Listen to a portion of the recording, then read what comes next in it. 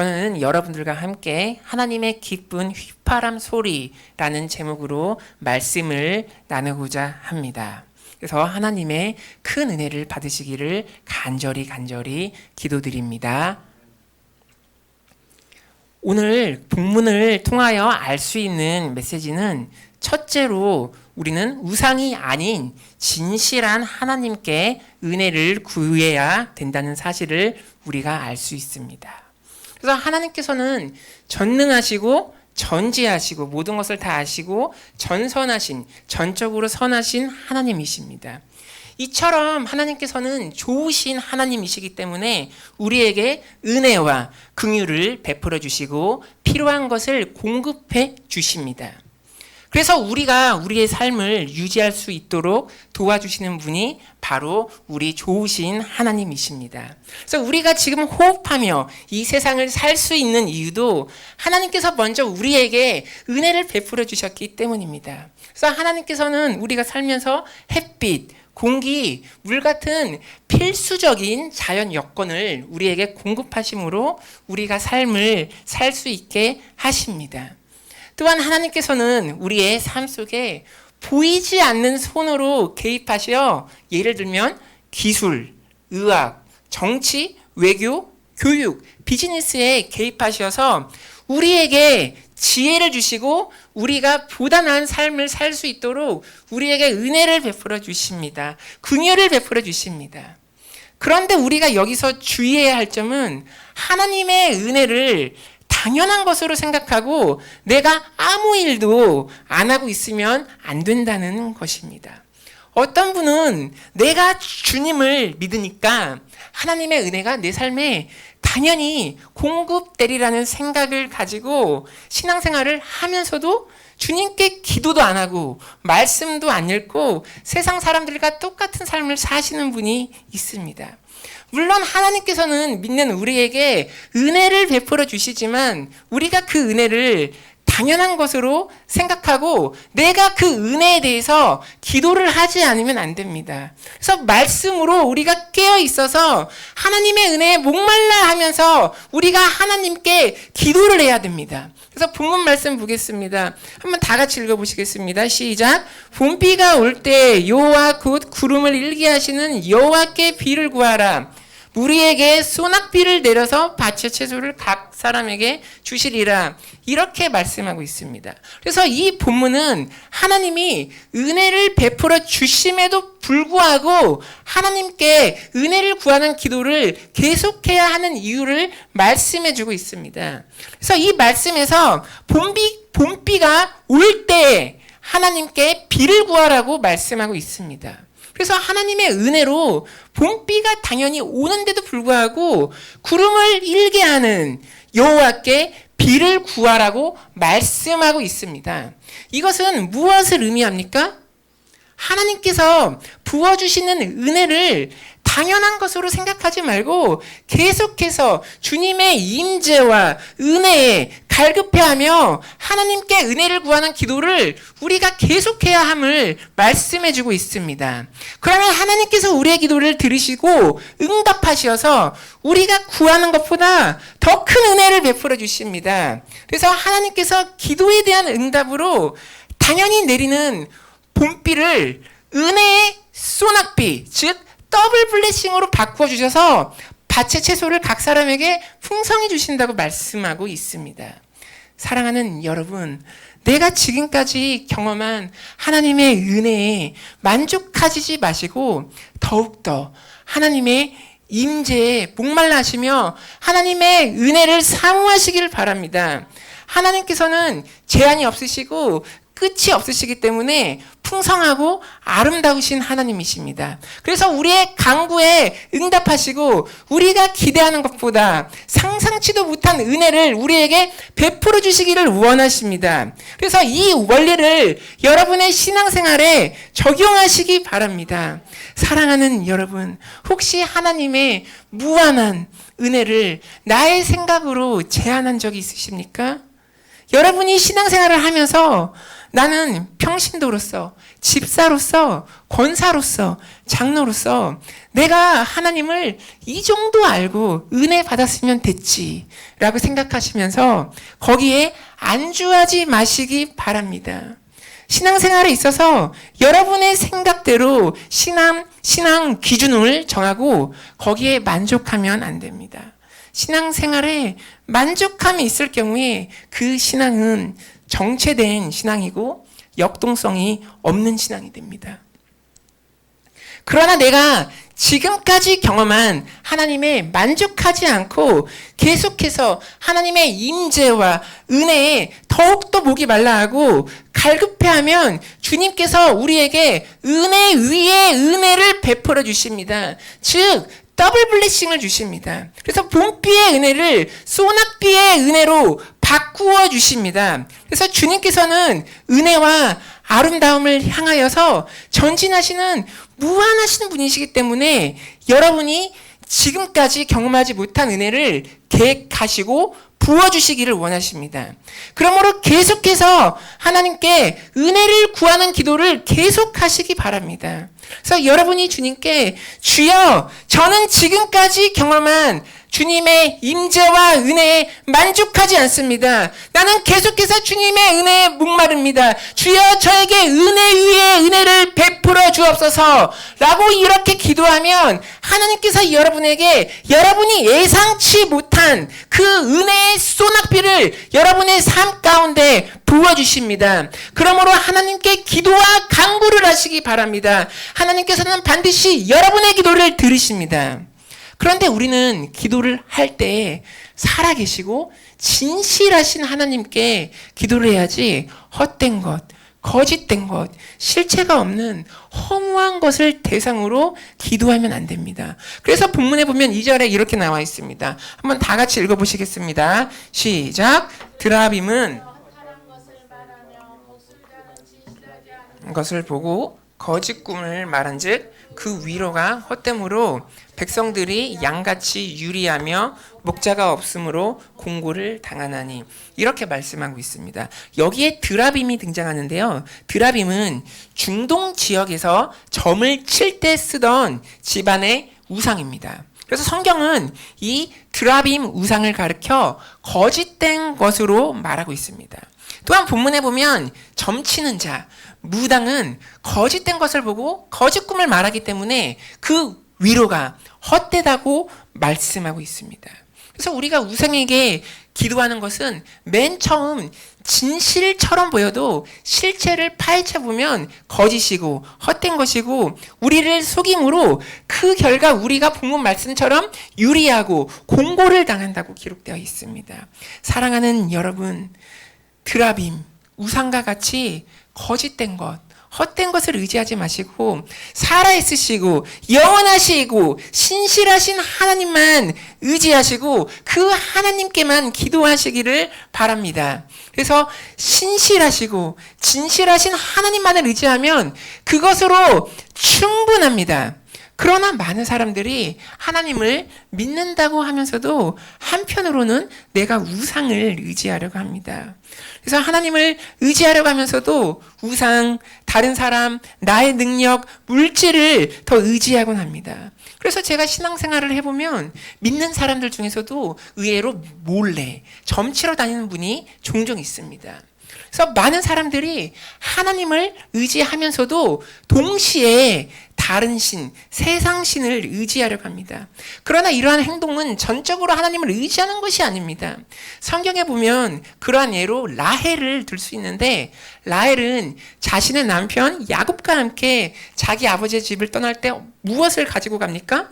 우상 드라빔을 몰래 훔쳐서 몰래 가지고 갑니다. 그래서 창세기에 보면 이렇게 나와 있습니다. 그때 라반이 양털을 깎으러 갔으므로 라헬은 그의 아버지의 드라빔을 도둑질하여 이렇게 기록되어 있습니다. 그래서 라헬은 아버지의 집을 떠날 때 그 당시 점치는 도구였던 드라빔을 가져갑니다. 이는 무엇을 상징합니까? 하나님 말고도 또 다른 것, 세상적인 것을 의지했다는 것을 나타냅니다. 사랑하는 여러분, 오직 살아계신 하나님만 사랑하시고 하나님만을 의지하시기를 바랍니다. 하나님께서는 우리가 다른 것을 의지하지 않고 오직 하나님만을 바라보고 의지하기를 원하십니다. 하나님께서는 롯의 가족이 죄악으로 가득 찬 소돔과 고모라를 떠날 때 소돔과 고모라에 미련조차 두지 말고 뒤를 돌아보지 말라고 말씀하셨습니다. 이것은 죄와 거짓과 불법으로 가득 찬 세상을 의지하지 말고 오직 하나님만을 의지하라는 것을 말씀하고 있습니다. 사랑하는 여러분, 여러분의 삶을 돌이켜볼 때 내가 하나님 말고 다른 것을 의지했던 적이 있으십니까? 여러분의 인생에 있어서 여러분의 드라빔은 무엇입니까? 나의 삶에 있어서 이생의 자랑, 육신의 정욕, 물질, 쾌락, 술, 담배, 다른 중독들을 내가 하나님보다 더 의지하고 계십니까? 그렇다면 예수 그리스도의 이름으로 드라빔을 파쇄하시고 오직 전능하신 하나님만을 의지하시길 바랍니다. 드라빔을 예수 이름의 능력으로 던져버리시길 바랍니다. 그래서 출애굽기 15장 11절에 보면 여호와여 신중의 주 같은 자가 누구나이까? 주와 같이 거룩함으로 영광스러우며 장송할 만한 위엄이 있으며 기이한 일을 행하는 자가 누구나이까? 이렇게 말씀하고 있습니다. 이처럼 우리의 하나님만이 참신이고 영광스럽고 신실하시고 영존하시고 기이한 일을 행하시며 우주를 주관하시는 분이십니다. 사랑하는 여러분, 여러분의 거짓된 드라빔을 던져버리고 오직 나와 내 집은 여호와만을 섬기겠노라 하는 여호수아 고백처럼 하나님만 섬기시며 새 땅으로 믿음으로 전진하시는 여러분이 되시기를 바랍니다. 새 땅으로 나아가실 때 우리의 삶을 공고와 파멸로 인도하는 우상 드라빔을 남몰래 가져가지 마시고 오직 하나님만을 의지하여 예수 이름으로 드라빔을 파쇄하시고 나아가시기 바랍니다. 그리하여 하나님의 소낙빛 더블 블레싱 같은 은혜를 부어달라고 기도하시는 여러분이 되시기를 간절히 기도드립니다. 아멘. 둘째로 본문을 통하여 알 수 있는 메시지는 하나님께서는 약한 자를 용사처럼 강하게 하시는 분이시라는 것을 우리가 알 수 있습니다. 그래서 오늘 본문에서는 하나님께서는 힘없고 고와 같이 버려진 남이스라엘 민족인 유다 족속을 돌보신다고 말씀하고 있습니다. 그리고 돌보시면서 힘없고 나약한 우리를 전쟁의 준마처럼 용맹스럽게 바꾸신다고 말씀하고 계십니다. 왜냐하면 우리가 전쟁의 준마처럼 준비되어야 험하고 이 세상 속에 존재하는 사탄과 싸워 영적으로 이길 수 있기 때문입니다. 이를 위하여 하나님께서는 우리에게 무엇을 주십니까? 한번 다음 구절 한번 다 같이 읽어보시겠습니다. 시작. 모퉁이 돌에서 그에게서 말뚝이 그에게서 싸우는 활이 그에게서 권세 잡은 자가 다 일제히 그에게 나와서 이렇게 말씀하고 있습니다. 그래서 모퉁이 돌, 말뚝, 싸우는 활, 권세 잡은 자를 보내어 주신다고 말씀하고 있습니다. 그런데 여기서 모퉁이 돌은 누구를 상징합니까? 바로 예수 그리스도를 상징합니다. 그래서 마태복음 21장 42절 한번 다 같이 읽어보시겠습니다. 시작. 예수께서 이르시되 버린 돌이 모퉁이의 머릿돌이 되었나니 그것은 주로 말미암아 된 것이요. 이렇게 말씀하고 있습니다. 바로 예수 그리스도가 모퉁이의 머릿돌 되십니다. 남들에게 주님께서는 버림받으셨지만 하나님의 나라의 토대와 기초가 되는 모퉁이의 머릿돌 대신 예수님께서는 십자가를 지심으로 우리를 죄악에서 구원하셨습니다. 그래서 모퉁이 머릿돌 대신 우리 주님께서는 말뚝처럼 견고하시고 유세시고 산성이시기 때문에 우리를 떠나지 않으십니다. 우리가 모퉁이 머릿돌 대신 예수님을 의지해야지 전쟁에서 이 세상에서 싸워 이길 수 있는 것입니다. 강한 용사가 되는 것입니다. 사랑하는 여러분, 세상의 유혹 때문에 나의 연약함 때문에 여러분의 삶이 요동치고 흔들리고 있습니까? 그렇다면 강한 요새시고 산성이시고 모퉁이의 머릿돌 대신 주님을 의지하시기 바랍니다. 세상의 유혹 속에 갈대처럼 흔들리고 요동치는 나의 마음을 움직이지 않게 붙잡아 주시는 주님을 의지하여야 우리가 거친 세상에서 승리할 수가 있습니다. 그래서 주님을 의지하시어 세상을 넉넉히 이기시는 여러분이 되시기를 기도드립니다. 또한 이 본문에서 싸우는 활은 무엇을 나타냅니까? 싸우는 활은 하나님의 살아있는 말씀을 나타내고 권세 잡은 자는 하나님의 천군 천사를 나타냅니다. 이처럼 하나님께서는 우리를 사탄의 위협으로부터 지켜주시기 위해서 하나님의 말씀을 보내시고 천군 천사를 보내십니다. 그래서 히브리서에 보면 하나님의 말씀은 살아있어 활력이 있어 좌우의 날선 어떤 것보다 예리하여 혼과 영과 관절과 골수를 찔러 쪼개기까지 하며 이렇게 말씀하고 있고 시편 34편 7절에 보면 여호와의 천사가 주를 경외하는 자를 둘러 진치고 그들을 건지시는도다 이렇게 말씀하고 있습니다. 이처럼 하나님의 말씀은 어떤 것보다 예리하여서 우리의 혼과 영과 관절과 골수를 찔러 쪼개기까지 합니다. 그리고 주님께서는 천군 천사를 우리에게 보내주시어 주님을 경외하는 자를 건지십니다. 할렐루야. 그러므로 세상에 살면서 어떠한 시련과 유혹과 공격이 오더라도 모퉁이 돌처럼 흔들리지 않으시는 강한 요새이신 주님을 의지하시고 하나님의 말씀을 의지하시어 승리하는 여러분이 되시기를 바랍니다. 또한 하나님께서 우리에게 천군 천사를 보내어 지켜주심으로 절대 우리가 이 세상을 살면서 두려워할 필요가 없는 것입니다. 이것이 바로 믿는 자의 특권입니다. 그리하여 믿는 자는 이제 나약하고 무력하고 연약한 자가 아니라 이제 용사 같은 자로 변화해야만 하는 것입니다. 그래서 창송가 459장 가사를 보면 이렇게 나와 있습니다. 환난 핍박 많고 원수 강하나 주의 용사 더욱 힘이 강하니 누가 등이 이겨 넘어뜨리라. 변함없는 진리 승리하리라. 기쁜 찬송하며 주의 은혜로 주를 따라가네. 주만 따르네. 아멘. 이렇게 고백하고 있는 것입니다. 사랑하는 여러분, 우리가 주님을 전적으로 신뢰하고 믿으면 주님께서 우리를 강한 용사로 변화시켜 주십니다. 기드온 보세요. 사사기에 등장하는 기드온 보세요. 기드온은 본래 농사 짓는 사람으로서 겁도 많고 두려움이 많은 소위 요즘 사람들이 말하는 쫄보였습니다. 그러나 하나님이 그를 발탁하시고 그를 강한 용사로 변화시켜 주셨습니다. 그 결과 기드온은 300명의 군사만으로도 미디안 14만 대군을 창과 칼을 쓰지 않고서도 오직 전능하신 하나님의 능력으로 이기는 역사를 경험하였습니다. 왜냐하면 하나님이 함께 하셨기 때문입니다. 그래서 오늘 본문 말씀에 보면 이렇게 말씀하고 있습니다. 싸울 때 용사같이 거리의 진흙 중에 원수를 밟을 것이라.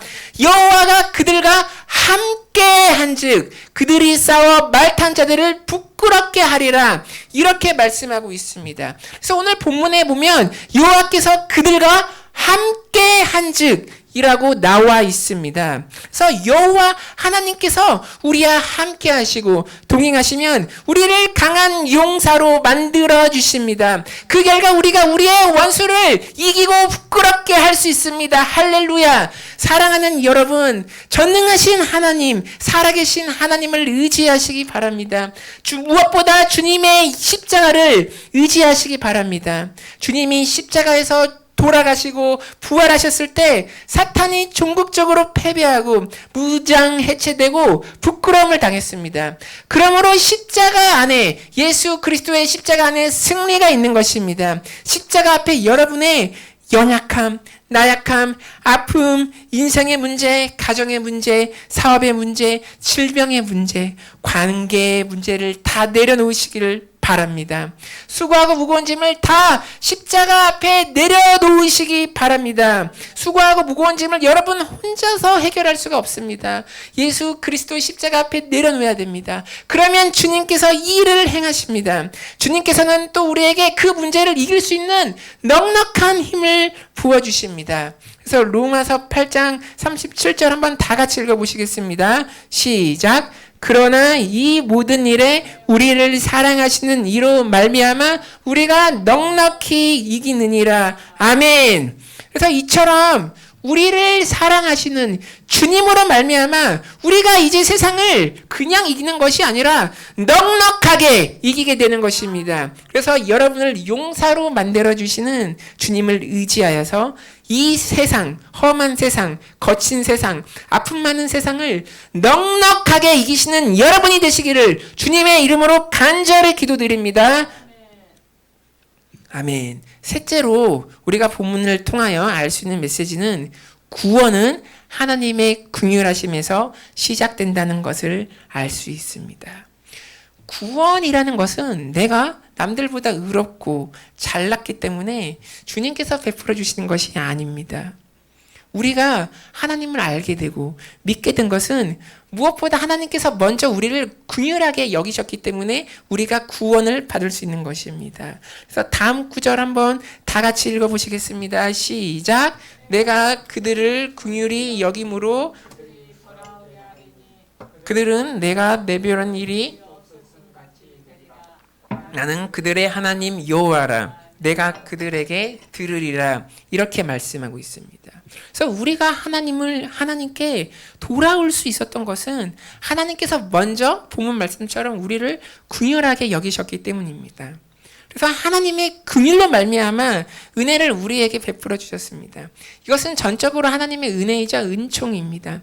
그래서 하나님께서 베풀어 주신 그 긍휼로 말미암아 우리가 이제 하나님을 기억할 수 있게 되는 것입니다. 다음 구절 한번 다 같이 읽어보시겠습니다. 시작. 내가 그들을 여러 백성들 가운데 흩으려니와 그들이 먼 곳에서 나를 기억하고 그들이 살아서 그들의 자녀들과 함께 돌아올지라. 이렇게 말씀하고 있습니다. 그래서 이 말씀은 이스라엘 백성들이 심판을 받아서 이방 나라로 흩어지면서 비참한 생활을 하고 있었는데 하나님의 긍휼, 사랑으로 말미암아 하나님을 기억하게 되고 그 결과 살아서 하나님께 돌아오게 된다는 말씀입니다.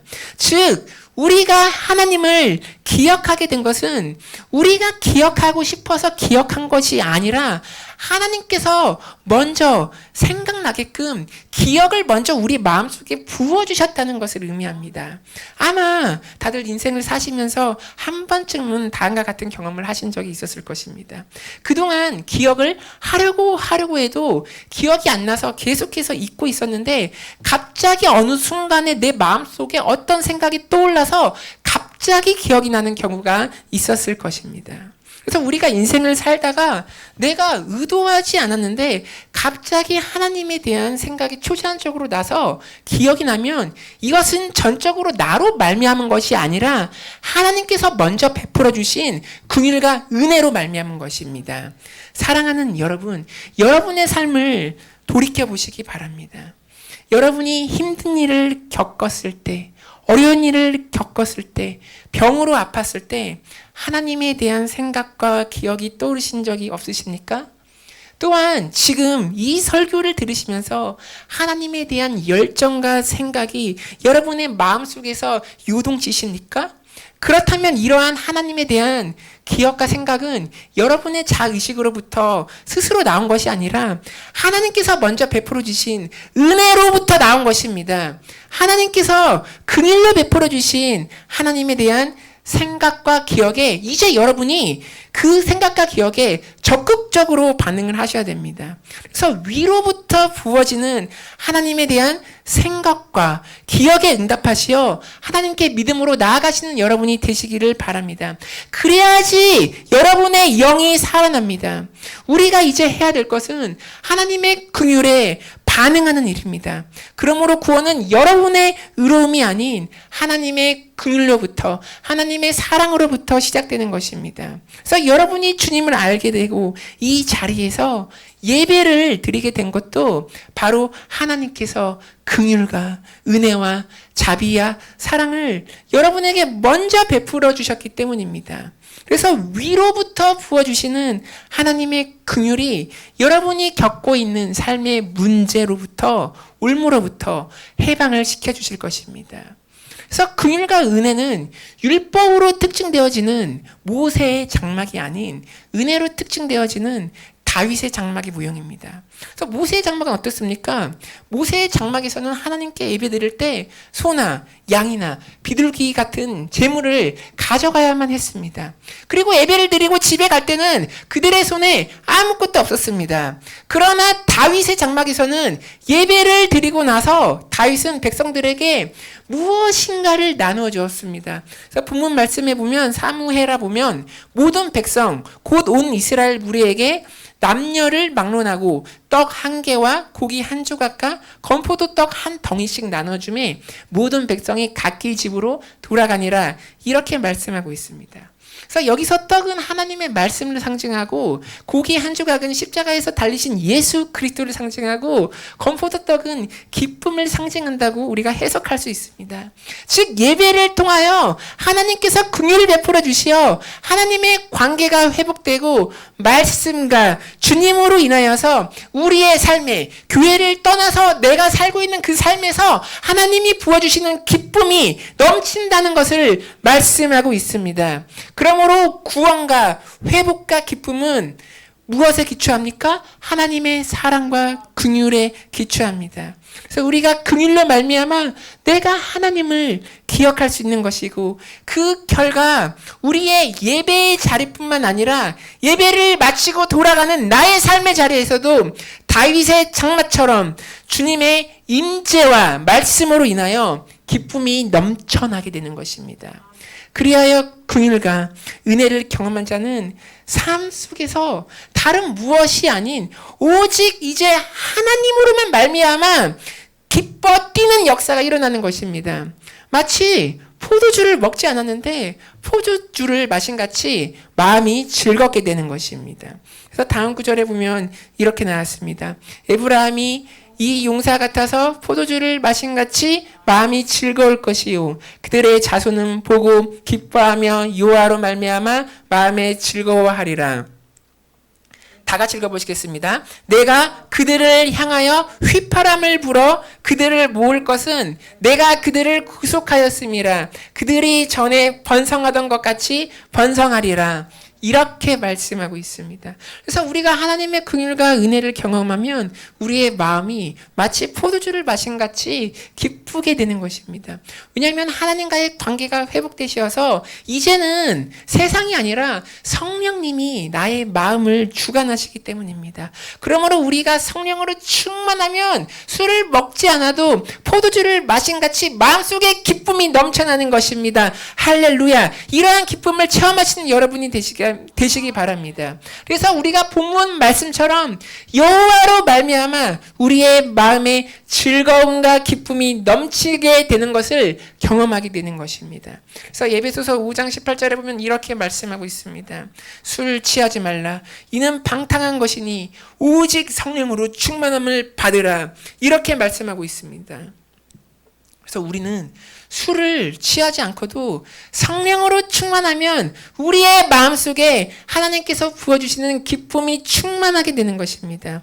또한 이처럼 하나님의 관계가 회복되어 우리 마음에 성령님이 주시는 기쁨이 샘솟듯 넘쳐나게 하는 것은 이 또한 이제 하나님의 마음을 기쁘시게 합니다.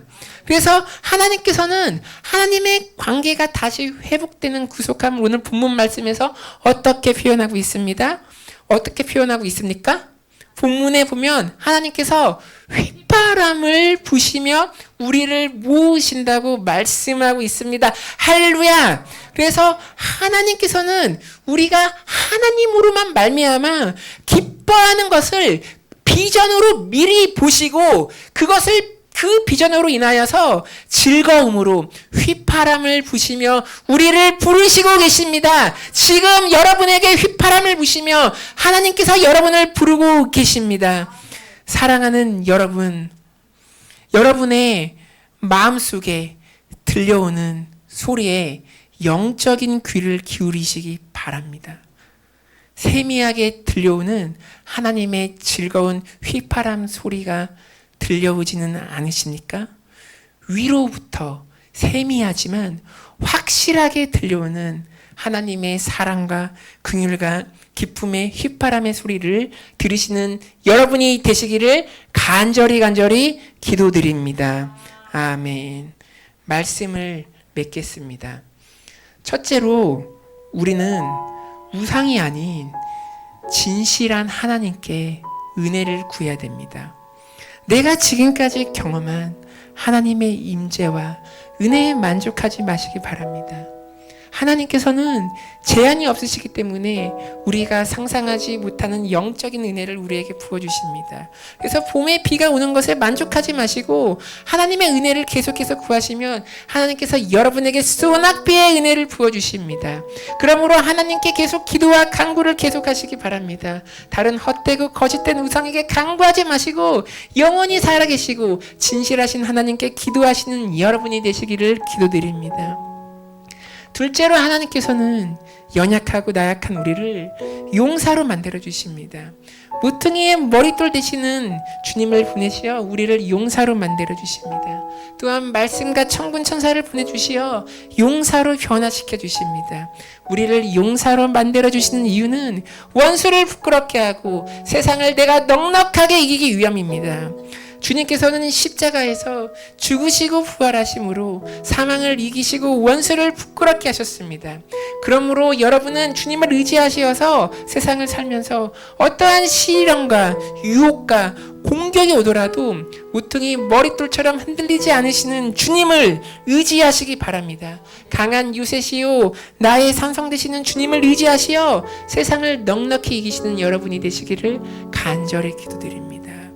셋째로 구원은 하나님의 긍휼하심에서 시작됩니다. 죄와 사망으로부터 구원을 받은 것은 우리의 의로움과 노력 때문에 받은 것이 아닙니다. 오직 하나님께서 부어주시는 긍휼로 말미암아 받은 것입니다. 하나님의 긍휼이 우리를 돌아오게 하였습니다. 그래서 그 긍휼이 내가 인생을 살면서 하나님을 무의식적으로 생각나게 하고 기억나게 한 것입니다. 우리는 이러한 생각과 기억에 반응을 하시어 하나님 앞에 두 손 들고 무릎 꿇고 나아가 됩니다. 그럴 때 하나님과의 깨어진 관계가 회복되고 우리가 이제 하나님으로 말미암아 기뻐하는 인생을 살게 되는 것입니다. 하나님께서는 이러한 비전을 위하여 기뻐하시고 즐거워하시면서 사랑의 휘바람을 여러분에게 지금 부시면서 지금 right now 지금 여러분을 부르시고 계십니다. 하나님의 즐거운 휘바람 소리에 기쁨으로 응답하시는 여러분이 되시기를 간절히 기도드립니다. 오늘 들으신 말씀을 생각하시면서 합심하여 기도하기 원합니다. 주여, 내가 소낙비처럼 부어주시는 은혜 위에 은혜, 더블 블레싱을 받기를 원합니다. 그리고 내가 우상이 아닌 오직 살아계신 하나님께만 기도하기 원합니다. 그리고 나의 연약함, 나의 나약함을 버리고 나를 주님의 용사로 변화시켜 주옵소서. 머퉁이의 머릿돌 대신 예수님을 의지하여 승리하기 원합니다. 그리고 내가 긍휼로부터 시작되는 하나님의 구원하심을 경험하고 하나님의 기쁜 휘파람 소리를 듣기를 원합니다. 다 같이 주님의 이름 한번 부르고 다 같이 기도하겠습니다. 주여!